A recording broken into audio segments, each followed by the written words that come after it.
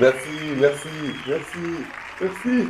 Bah déjà, je voulais vous remercier toutes et tous d'être venus à mon anniversaire. En particulier toi, là, qui est parti avec ma femme 2 jours avant le mariage. Qu'est-ce que c'était beau. Et puis toi, là, qui, quand on était collègues, a dit au patron que je fumais de la drogue au bureau. Tout ça pour avoir une promotion à ma place. Du coup, j'ai plus de taf, plus de thunes, plus de maison. Mais ça me fait plaisir de te voir. Quant à toi, là, tu te souviens quand on était petit? Le jour où t'as dit à toute la classe que je matais les filles se changer dans les vestiaires en EPS. J'ai passé tout le restant de ma scolarité à passer pour un gros pervers. Personne ne voulait plus me parler, j'avais qu'un seul copain. Ben, celui qui matait les filles se changer dans les vestiaires en EPS. Mais le pire d'entre tous, c'est toi, là, qui a pas arrêté de parler pendant qu'on regardait le flic de Beverly Hills. Autant les autres, je peux éventuellement leur pardonner tout ce qu'ils m'ont fait subir. Mais toi, c'est mort.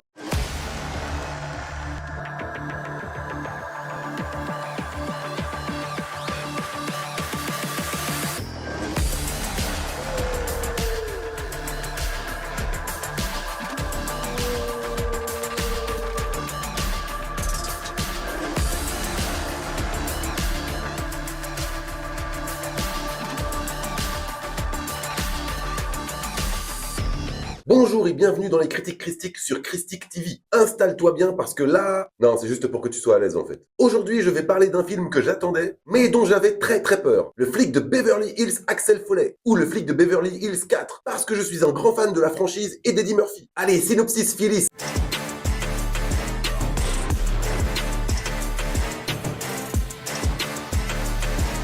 30 ans après les incidents au parc d'attractions Wonderworld, Axel Foley fait toujours partie de la police de Détroit, alors que certains collègues de son âge sont désormais derrière un bureau. Axel, lui, il préfère le terrain. Un soir, Axel reçoit un coup de fil de son vieil ami, Billy Rosewood, l'ancien policier de Beverly Hills devenu détective privé. Il l'avertit que sa fille Jen est en danger. En effet, la fille unique d'Axel Foley est l'avocate d'un homme nommé Enriquez, qui est le principal suspect du meurtre d'un flic infiltré, qui lui s'appelle Copeland. Edward Murphy, dit Eddie Murphy, né le 3 avril 1961 à New York, est un acteur, humoriste, chanteur, scénariste et producteur américain. Il est découvert dans l'émission Saturday Night Live, dont il est membre régulier de 1980 à 1984. Il est largement reconnu comme l'un des plus grands comiques de tous les temps. Il a reçu de nombreuses distinctions, telles qu'un Golden Globe, un Grammy Awards et un Emmy Awards, ainsi que des nominations aux Oscars et au BAFTA. Il perce d'abord comme humoriste avant de devenir une star de cinéma. Avec les films 48 heures de plus, Un fauteuil pour deux, Le flic de Beverly Hills, il s'impose comme un acteur de premier plan avec ses rôles principaux dans Golden Child, en français L'enfant sacré du Tibet, Un prince à New York en 1988, Les nuits de Harlem qu'il a lui-même réalisé en 1989, Boomerang en 1992, Le professeur Folding en 1996, Dr. Dolittle en 1997, Norbit en 2007, etc.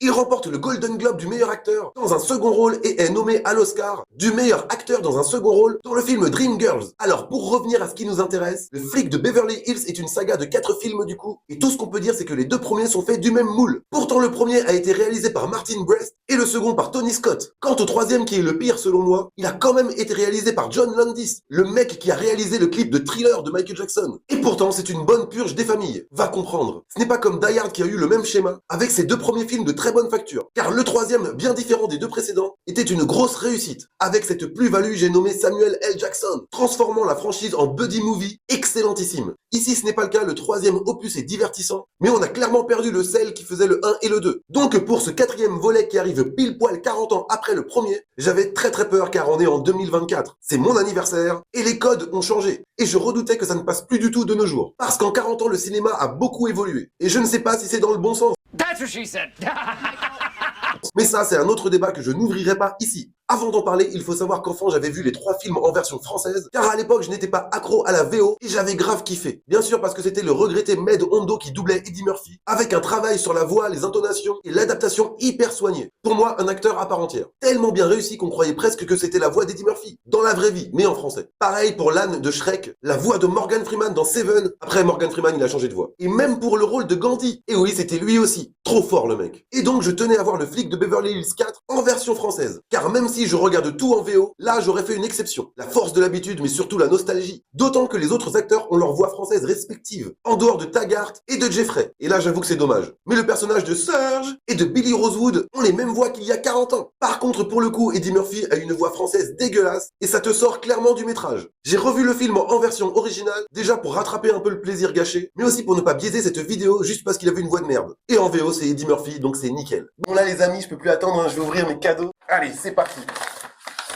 C'est quoi ça? Comment devenir un bon youtubeur pour les nuls? Sérieusement, c'est ça ton cadeau? Quoi, c'est pour améliorer mes vidéos? Parce que tu trouves mes critiques insupportables, immatures, contradictoires, chiantes à mourir, sans intérêt, complètement aléatoires, insipides, dénuées de toute consistance, odieuses? Et carrément, il n'y a plus de limite. Hors sujet, indigeste. Je pense que tu peux t'arrêter là, j'ai compris l'idée. C'est quoi cet anniversaire tout pété là? Bref, au sortir du film, j'ai été relativement soulagé, car on arrive à retrouver l'ADN qui avait fait le succès des autres films. C'est un bon film d'action à l'ancienne, avec de l'humour bien distillé, mais beaucoup plus timide qu'à l'époque, et moins irrévérencieux. Dans les premiers films, Eddie Murphy improvisait une bonne partie de son texte, avec ce débit légendaire qui ne s'arrêtait jamais. Dans ce film, il est beaucoup plus sage. En même temps, il est plus tout jeune. Je reconnais que c'est un petit peu dommage quand même. Il y a carrément un passage dans le film où il s'apprêtait à faire un scandale, comme tu connais, et il s'arrête d'un coup en disant non mais là je suis trop fatigué. Ça aurait pu être une très bonne idée, mais on est aussi là pour le voir faire ce qu'il fait de mieux, à savoir casser la tête de tout le monde. Ce qui fonctionnait à l'époque, c'était de voir un Renoir pas riche, en totale roue libre, débarquer à Beverly Hills pour créer un immense contraste. Là, on ressent beaucoup moins ce décalage, parce qu'il passe limite inaperçu, malgré son bagou et son culot. En même temps, depuis les films 1, 2, 3, il n'a pas arrêté de faire des allers-retours là-bas. Du coup, les gens de Beverly Hills ne sont plus choqués de voir un type pareil. Ça efface un tout petit peu cette originalité qu'on avait adorée plus jeune. Pour parler de son tandem avec sa fille, ça aurait pu être très casse-gueule, mais je reconnais que ça fonctionne plutôt bien. Même si on n'évite pas les clichés du père qui veut renouer avec sa fille, qui se débrouille très bien sans lui, et qui lui en veut. Mais t'inquiète, ça le fait quand même. Les acteurs secondaires comme Taggart et Rosewood sont égaux à eux-mêmes, même s'ils ont pris grave cher, mais c'est normal. Ils sont vieux, ils ont du bide, mais ils sont toujours aussi drôles. J'aurais aimé que dans le film, il y ait plus de scènes avec nos trois compères, parce qu'en fait, c'est assez rare de les voir ensemble, sauf durant le climax. Ils font pas mal de références, et tout ça est très sympa. On retrouve Kevin Bacon dans le casting. Je ne te dévoile pas son rôle, je te laisse la surprise si tu n'as pas vu le film, et je reconnais que ça se voit à 10 km. Comme à son habitude, il fait très bien le taf, même s'il n'y a rien de surprenant. Il y a aussi un peu de sang neuf, avec un nouveau personnage campé par Joseph Gordon-Levitt. Lui aussi fait un très bon travail,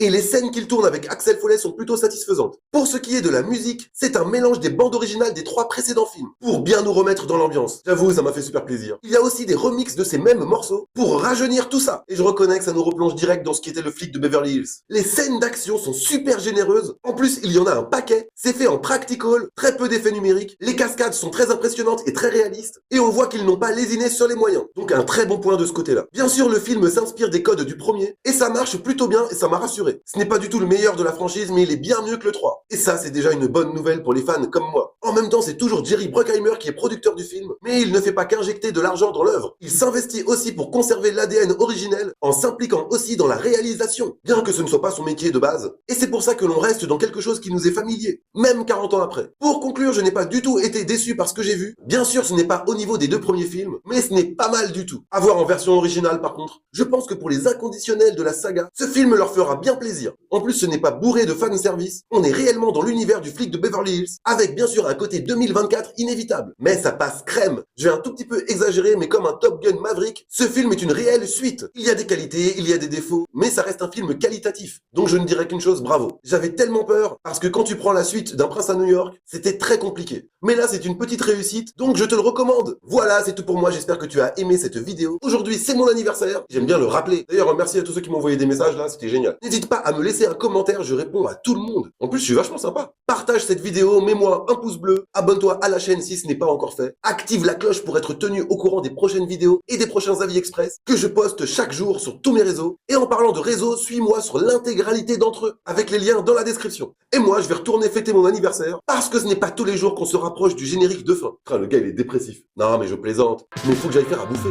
Allez, je te dis à la prochaine. Ciao.